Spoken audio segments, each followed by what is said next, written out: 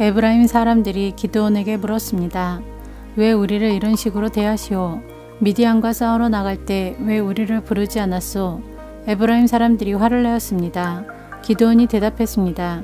내가 한 일은 여러분이 한 일보다 못합니다.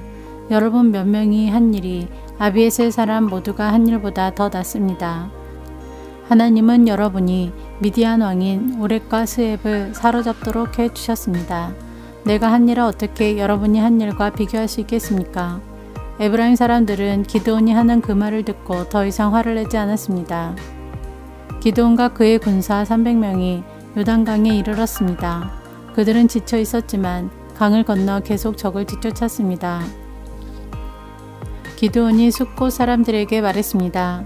내 군사들에게 빵을 좀 주시오. 그들은 매우 지쳐 있어. 나는 미디안 왕인 세바와 살문나를 뒤쫓고 있어. 그러나 숫곳의 지도자들은 거절했습니다. 우리가 왜 당신의 군사들에게 빵을 주어야 합니까? 당신은 아직 세바와 살문나를 사로잡지 못했지 않습니까? 기드온이 말했습니다. 여호와께서는 내가 세바와 살문나를 사로잡도록 도와주실 것이요. 그들을 사로잡은 후에는 광야의 가시와 찔레로 당신들의 살을 찢어놓고 말 것이요. 기드온은 숫곳을 떠나 분우엘 성으로 갔습니다. 기드온은 숫곳 사람들에게 그랬던 것처럼 그곳에서도 먹을 것을 좀 달라고 했습니다. 그러자 분우엘 사람들도 숫곳 사람들과 똑같은 대답을 했습니다. 그래서 기드온이 분우엘 사람들에게 말했습니다. 내가 승리를 거두고 이리로 돌아올 때 반드시 이 탑을 무너뜨릴 것이오. 세바와 살문나와 그들의 군대는 갈골성에 있었습니다. 동쪽에서 온 군대 중에서 이미 12만 명은 죽고 15,000명가량 남았습니다. 기드온은 천막에서 사는 사람들의 길을 이용했습니다. 그 길은 노바와 욕과의 동쪽에 있습니다.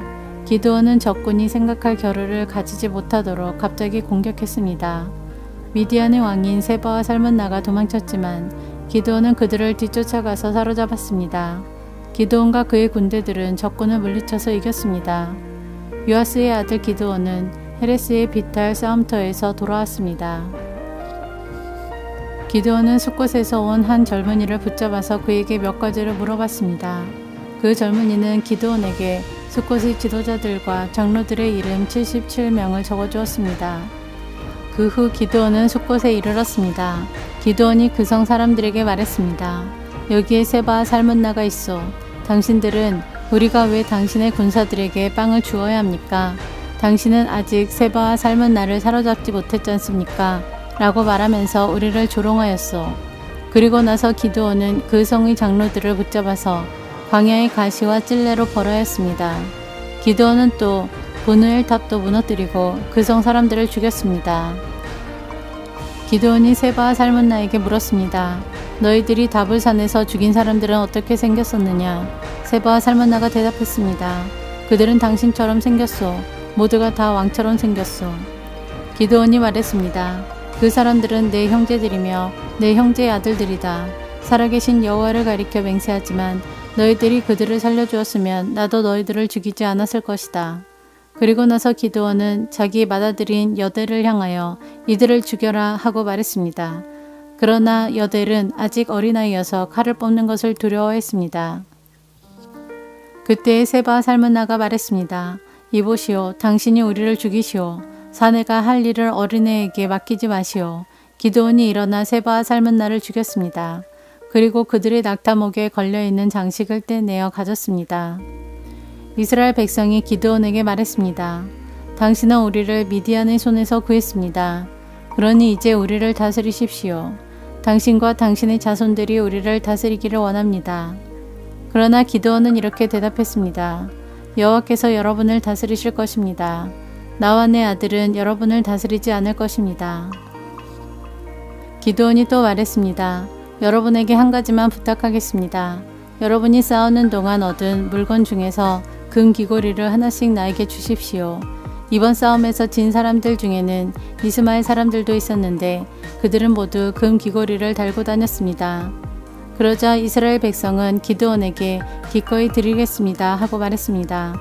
그런 다음 이스라엘 백성은 땅 위에 외투 한 벌을 벗어놓았고 모두가 그 외투 위에 귀걸이를 하나씩 던졌습니다. 그렇게 해서 모은 귀걸이의 무게는 금 1700세겔 가량이었습니다. 그 외에 이스라엘 백성은 기드온에게 장식품과 목걸이와 미디안 왕들이 입던 자주색 옷도 주었습니다. 기드온은 금을 가지고 에봇을 만들어 자기 고향인 오브라에 두었습니다. 그랬더니 모든 이스라엘 백성이 하나님을 섬기지 않고 그 에봇을 섬겼습니다. 그 에봇은 기드온과 그의 가족들이 죄를 짓게 만든 덫이 되었습니다.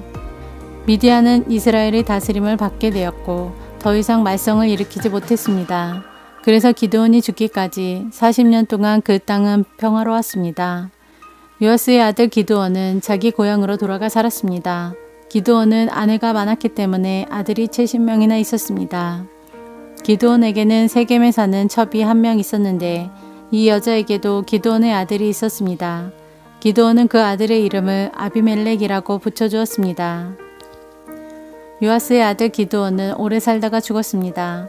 그리고 아버지 요아스의 무덤에 묻혔습니다. 그 무덤은 아비에셀 사람들이 살고 있는 오브라에 있습니다. 기드온이 죽고 나서 이스라엘 백성은 다시 하나님을 섬기지 않았습니다. 그들은 바알 신들을 따랐습니다. 그들은 바알 브릿을 자기들의 신으로 삼았습니다. 이스라엘의 하나님께서 이스라엘을 그 주변에 사는 모든 적들한테서 구원해 주셨는데도 불구하고 이스라엘 사람들은 여호와 자기들의 하나님을 기억하지 않았습니다. 여룻바알이라고 하는 기드온이 이스라엘을 위해 좋은 일을 많이 했지만 이스라엘은 기드온의 가족에게 친절을 베풀지 않았습니다.